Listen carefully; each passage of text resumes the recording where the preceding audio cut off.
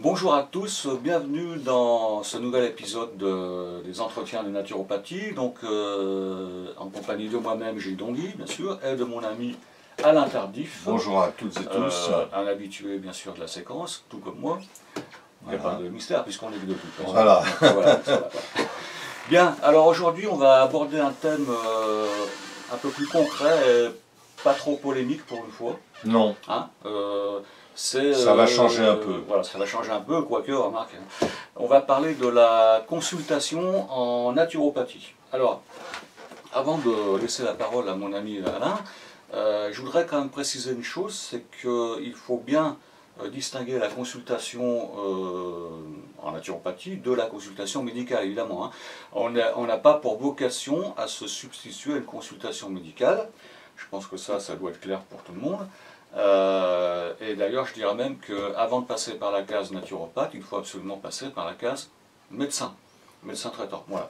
Bon, ça va de soi, mais ça va bien de le dire aussi. Hein, c'est toujours mieux en le disant, voilà, parce qu'il y a toujours des naturopathes qui remplacent les médicaments par des plantes, et ça c'est interdit. Il faut quand même rappeler que seul le médecin est habilité et capable, je dis bien capable, de faire un diagnostic au sens occidental du terme, hein, et de distinguer entre ce qui est bénin et grave, hein, de par les moyens qu'il a par sa formation, puisqu'il a forcément été amené à voir de nombreux cas pathologiques. Bien sûr. Et par les moyens mis à sa disposition, radiologie, imagerie, analyse médicale, etc. Voilà. Donc, ce que je voulais dire avant de rentrer dans le sujet, c'est que la consultation naturopathique s'inscrit dans une complémentarité, et non pas, comme certains le disent, dans une alternative. On parle souvent des médecines alternatives, mais en réalité, on devrait parler de médecine complémentaire. Alors, même si des fois on peut trouver à redire sur certains aspects de la médecine allopathique, entre guillemets, mais globalement, ça doit être un tout. Hein, il nous faut les deux. Hein, je pense que là, ça doit être bien clair pour tout le monde à ce niveau-là. Alors, ceci dit, Alain, quel est l'objectif, en fait, d'une consultation en naturopathie? Eh bien, on va dire on pourrait parler des objectifs. Déjà, le premier objectif, c'est de faire un bilan de vitalité ou un bilan de santé, qui n'est pas, évidemment, comme tu l'as rappelé tout à l'heure, qui n'est pas en aucun cas un diagnostic. Il y a une grande différence entre un bilan de santé ou un bilan de vitalité et un diagnostic médical. Le diagnostic médical, on va dire, voilà, il y a tel et tel symptôme, et donc sur la base de ces symptômes, il y a telle maladie. Le naturopathe, son rôle, c'est pas de faire ça. Ça, c'est le rôle du médecin. Le naturopathe, lui, va dire, voilà, vous avez des ballonnements, vous avez des gaz, vous avez une difficulté à dormir, vous avez... on va pratiquer l'iridologie, par exemple, pour établir des fragilités physiologiques ou des fragilités organiques. Mais en aucun cas, on va dire, vous avez telle maladie. On va plutôt dire, vous avez un terrain avec une fatigue hépatique, avec une fatigue digestive, avec une hypernervosité, etc., etc. Donc on va plutôt agir en amont et sur le bien-être corporel, physiologique de la personne. Ce qui va bien sûr être complémentaire de l'action du médecin, parce que quand on agit en aval, on agit sur le résultat, c'est-à-dire la maladie, ça c'est les médecins. Quand on agit en amont, on agit sur les causes profondes de la maladie, ou des maladies, et donc on va tarir les causes et limiter les problématiques corporelles. Donc tu disais deux objectifs, le premier c'est le bilan de santé. Alors le bilan de santé, le bilan vital. Une fois qu'on a fait le bilan vital, alors le bilan vital, on va poser des questions sur la taille, le poids, le mode de vie, où vit la personne. L'anamnèse. Voilà, ça c'est l'anamnèse. L'alimentation, on va détailler l'alimentation de la personne. On va essayer de comprendre pourquoi, à travers son mode de vie, la personne a tel et tel état physique et physiologique. Et après, on va faire un réglage alimentaire qui n'est pas basé sur les suppressions alimentaires en principe, mais c'est plutôt une réorganisation de l'alimentation, de manière, une réorganisation généralement facile à adopter, qui va permettre de régler en amont les causes profondes des problèmes de santé de la personne. Et puis, ça ne va pas se limiter qu'à l'alimentation. On va conseiller les techniques d'hygiène vitale, des massages, des soins de relaxation, des conseiller, je sais pas, de la pratique de certains sports, la pratique du contact avec la nature, le jardinage, toutes ces pratiques, en fonction des possibilités de la personne, bien sûr. Hein. On ne va pas chambouler la vie de la personne non plus. Et on va conseiller des produits à base de plantes, des compléments alimentaires, des oligo-éléments, des élixirs de fleurs, etc., qui vont agir également en complémentarité de l'alimentation pour réguler l'état de la personne, l'état physiologique, l'état psychique, etc. de la personne. Très bien. Alors, puisqu'on parlait de... Donc là, on a fait un petit tour de la consultation, on n'est pas rentré dans le côté pratique exactement, mais du bilan vital, la question que j'aimerais poser, enfin, je connais la réponse, mais plus ou moins d'ailleurs, c'est quels sont les outils du naturopathe pour faire ce bilan vital, et en fin de compte, est-ce que tu pourrais, de ce point de vue-là, expliciter la notion de terrain, et qu'est-ce qu'on entend, nous, par terrain, en naturopathie? Alors les terrains, alors d'abord le terrain, il y a pas mal d'approches de terrain. Si je prends l'exemple de l'iridologie, déjà il y a deux classifications de terrain. Il y a la classification des diathèses de Ménétrier, où il y a 6 types de terrains, qui se traitent en oligothérapie notamment.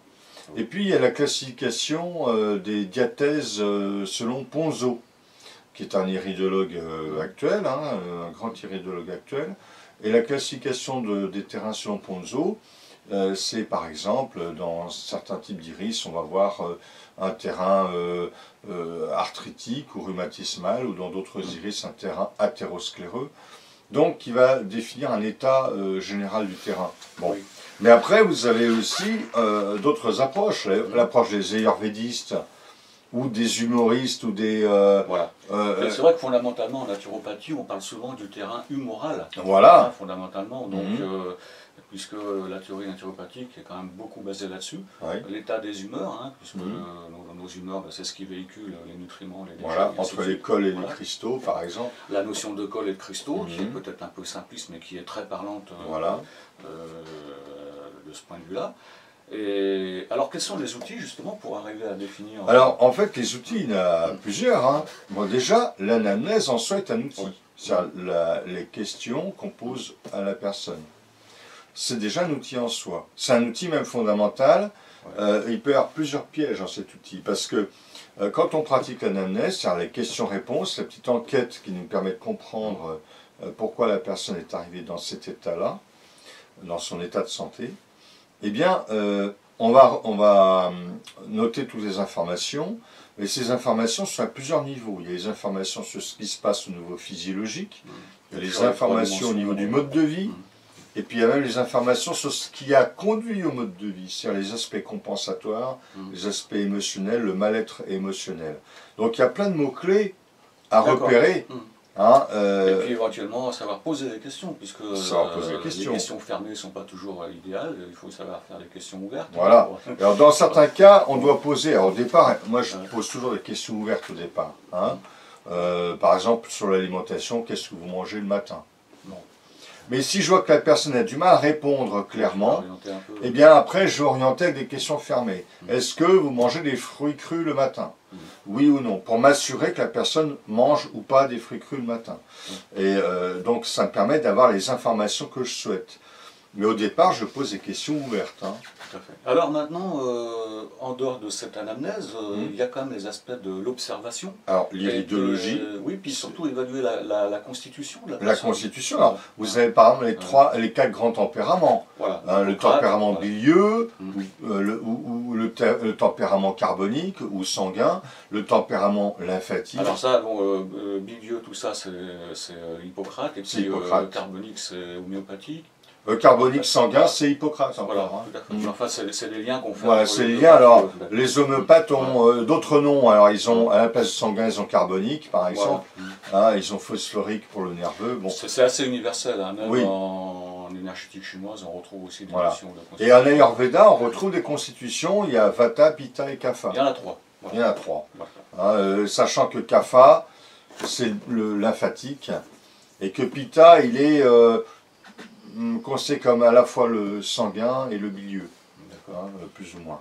Mais c'est vrai que classiquement, en naturopathie, on évoque souvent les tempéraments d'Hippocrate, Voilà. qui sont un bon repère déjà. Voilà, c'est un repère. Alors, c'est quand même, on ne peut pas ranger toute l'humanité dans seulement 4 cases. Évidemment. Hein.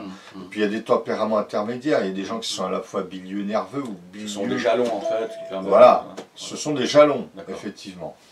Donc, on peut s'appuyer là-dessus. On va aussi s'appuyer quand même sur ce que dit le médecin aux patients, aux clients. Hein. Oui, tout à fait. En tant que naturopathe, on peut être amené quand même à obtenir des informations, des résultats d'analyse sanguine, des résultats d'examen médicaux et du médecin. Pour moi, il y a des polémiques. Hein. Certains naturopathes disent qu'on ne devrait pas accéder au dossier médical d'une part et d'autre part aux analyses de sang. Mais d'un autre côté, quand on conseille des produits à base de plantes, par exemple le cassis c'est un hypertenseur, donc si on ne sait pas que la personne a l'hypertension ou pas, on ne sait pas si on peut conseiller le cassis en complément alimentaire. Donc on est bien obligé d'avoir les données médicales qui ne sont pas de notre fait, qui sont issues du diagnostic médical. C'est pour ça que le suivi médical est nécessaire et que nous devons travailler en relation avec les médecins, obligatoirement. C'est pour cette raison-là. Oui, mais ne serait-ce qu'un autre exemple, on parle souvent du déficit en vitamine D, et ça peut être intéressant de savoir si une personne est en déficit. Des fois, elle a des résultats d'analyse. Oui, bien sûr. L'iode aussi. Ça, ce sont des éléments. La carence en fer, pareillement. La carence en fer, elle est détectée par l'analyse de sang, et donc on peut constater effectivement et donner un complément alimentaire riche en fer. Alors ça, c'est aussi un élément. Et puis, il y a d'autres, il y a plein d'outils, il y a plein d'appareils maintenant qui existent. Hein. Alors là, il y a une multitude. Je pense à... Bon, tu parlais de l'iridologie, oui. C'est une chose, et puis peut-être tu pourras nous parler des analyses de... les bilans par les urines. Alors, nous faisons un bilan par les urines qui est très intéressant parce qu'il va détecter, d'une part, les métaux lourds, les métaux toxiques dans les urines, donc c'est un indicateur de présence de toxiques, ce qui nécessite donc, s'il y en a, ça nécessite un drainage, mais on va aussi détecter les normalités, les excès ou les carences dans les urines de macroéléments et d'oligoéléments. Et ça, on le relie à l'état de santé d'organe. Par exemple, si un organe ne fonctionne pas, il ne va pas retenir l'oligoélément qui le concerne, et donc l'oligoélément va fuir par les urines en quantité anormalement élevée. Et ça, quand on fait cette analyse d'urine, on ne fait pas un diagnostic, on va faire là encore un bilan organe par organe pour évaluer la vitalité des organes. Ça, c'est un autre outil qui est très complémentaire à l'iridologie et qui permet effectivement après de proposer des compléments alimentaires adaptés pour renforcer les organes défaillants. Très bien. Alors, il y a d'autres outils encore. Oui, parce que je pense même aux outils de la médecine chinoise. Oui, la prise de pouls, le diamètre. Alors, c'est vrai que la naturopathie intègre un peu ces choses-là, puisque la médecine chinoise, la médecine ayurvédique sont des médecines naturelles également. Tout à fait. Et donc d'ailleurs, la naturopathie est quand même bien inspirée de la médecine ayurvédique. Au départ, oui. À la base, oui, parce que les tempéraments d'Hippocrate, par exemple, dont on a parlé tout à l'heure, se sont inspirés des tempéraments ayurvédiques. D'accord. Donc on a quand même ces racines-là. Oui, on a ces racines hindoues, effectivement. Alors, il y a aussi autre chose qui me semble important d'expliquer, c'est que la consultation, c'est jamais très anodin, surtout parce qu'on va dialoguer avec la personne qui est en face de nous, on va avoir accès à son mal-être. Et ça veut dire que quelque part, la consultation est un acte profondément humain. Profondément humain, d'échange sur les douleurs de la personne, et c'est extrêmement enrichissant parce que on va faire des prises de conscience. Par exemple, je donne un exemple tout bête, quelqu'un qui a des problèmes de sommeil, on lui explique, est-ce que vous ruminez les soucis? Et elle va me dire, oui, mais comme tout le monde. Je dis, ben non, pas comme tout le monde, parce que moi je rumine pas les soucis. Pas la nuit en tout cas. Pardon? Pas la nuit en tout cas. Pas la nuit, voilà. Mais non, je les rumine très peu personnellement. Autrefois, à une époque, ça a fait partie d'une autre vie chez moi, les ruminations mentales. Bah, on a tous eu je m'en suis débarrassé en grande partie. Hein. Et la personne, quand on lui dit, ah ben non, mais moi je rumine pas les soucis. pour cette personne-là, c'est une révélation. Ah bon, vous ne ruminez pas les soucis? Je dis, ben non. Et vous savez, en plus, ces ruminations mentales, c'est une des causes de votre problème de sommeil. C'est une révélation pour la personne. Elle va faire une prise de conscience. Et c'est là où la consultation peut prendre une autre dimension.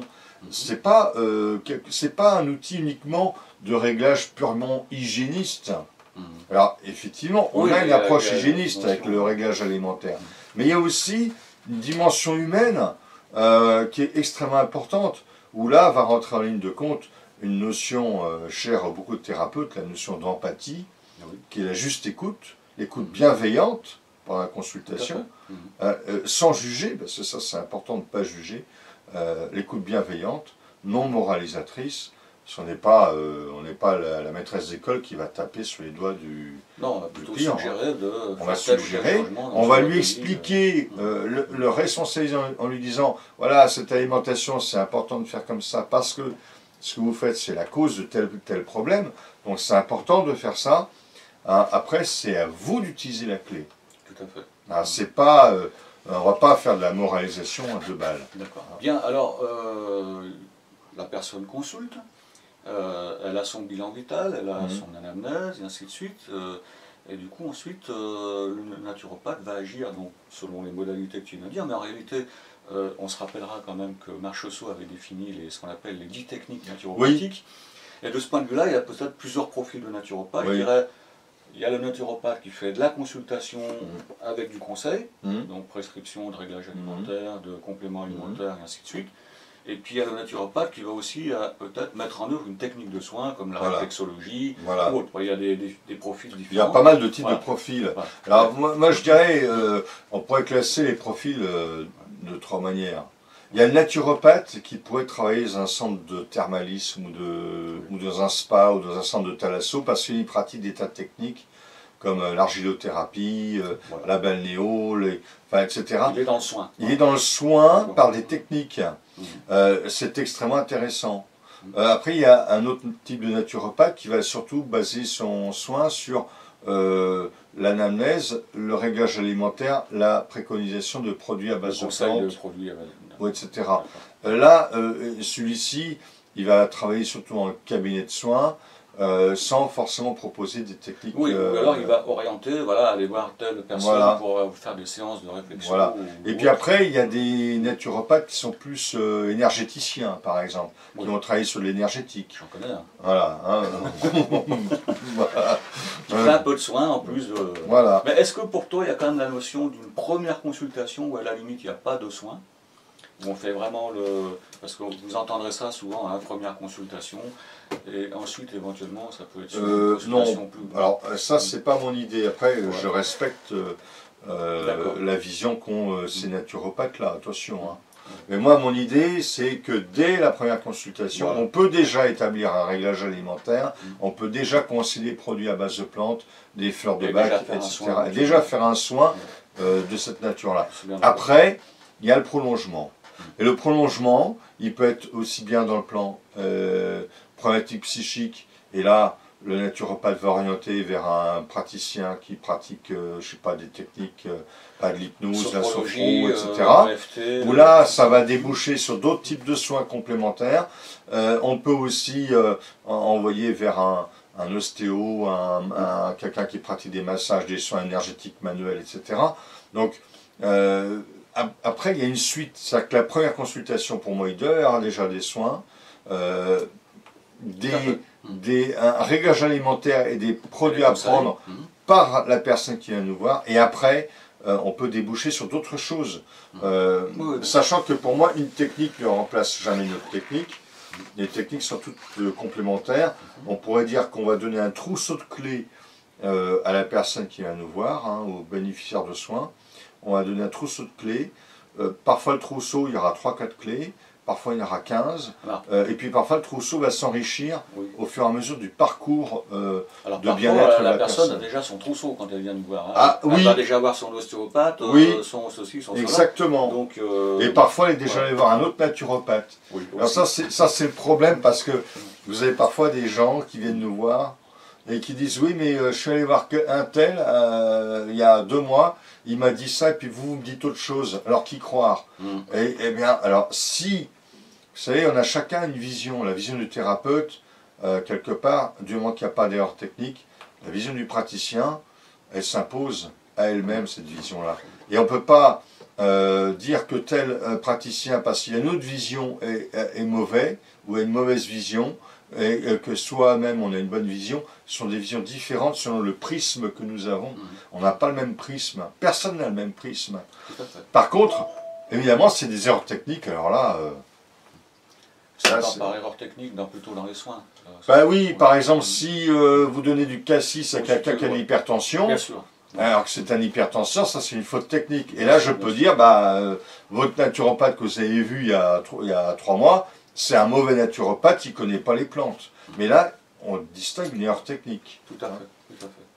Il y a quand même une responsabilité de ce point de vue-là. Ah, oui, et puis on en voit parfois qu'ils font des bêtises. Mais bon, ça sera l'objet d'un autre débat. Bon. Alors, après la consultation, à la fin, en général, une consultation, ça dure à peu près 1 heure, 1 heure, un quart. Hein. Oui. Ça ne sert à rien de faire une consultation de 3 heures. Parce que c'est pas parce qu'on recueille beaucoup d'infos ou plus d'infos qu'on en saura plus. Parfois, trop d'infos tue l'info. Mais une consultation d'1 heure, 1 heure, un quart, et puis la personne repart avec son bilan, son réglage alimentaire, ses conseils de produits à base de plantes, qui doivent être libellés de la manière la plus claire, nette et précise possible, qu'il n'y ait pas d'ambiguïté. Et en général, le naturopathe demande à la personne de le recontacter ou de refixer un rendez-vous 1 mois plus tard pour faire un suivi. Voilà. Un ordre d'idée du prix d'une consultation? Alors ça dépend, hein, le prix moyen en France c'est autour de 50 €. 50 €, ouais. Voilà. Après, si vous allez consulter un naturopathe qui est basé dans le 16e arrondissement de Paris, ou dans le 8e à Paris, vous allez plutôt vers les 100 €, voire plus. Hein. Oui, bien sûr. Voilà. Mais bon, il y a le prix du cabinet, les locations, tout ça, le standing. Ça, c'est pas forcément un meilleur naturopathe. Il y a d'excellents naturopathes qui pratiquent des tarifs normaux. Voilà. Et ça peut être remboursé par certaines mutuelles, mais ça n'est pas remboursable par la sécurité sociale. Oui, bien sûr. Alors là, alors pour finaliser sur ce sujet, effectivement, il y a la notion que des consultations de naturopathie, au même titre que une consultation en ostéopathie, par exemple, puisse être prise en charge par la mutuelle. Et même, tu avais évoqué la possibilité que certains compléments alimentaires soient pris en charge par certaines mutuelles. Voilà. Ouais, il y a des mutuelles, alors il faut bien se renseigner. Il y a des mutuelles qui peuvent prendre en charge même les compléments alimentaires. Voilà. Et même les bilans, mon fameux bilan par les urines, par exemple, ou d'autres types de bilans, peuvent être aussi pris en charge dans certains cas. Voilà, j'espère qu'on vous a donné envie de venir voir des naturopathes. Oui, parce que tu consultes, je consulte, donc nous consultons. Voilà, nous consultons tous les deux. Il n'y a pas de souci. Voilà, lien respectif, la naturopathie en clair pour mon ami Gilles, et puis aemen.org ou acerola-.fr pour moi-même. Mais on vous mettra les liens en bas de la vidéo. Voilà qui est dit. Voilà. À plus tard. À bientôt.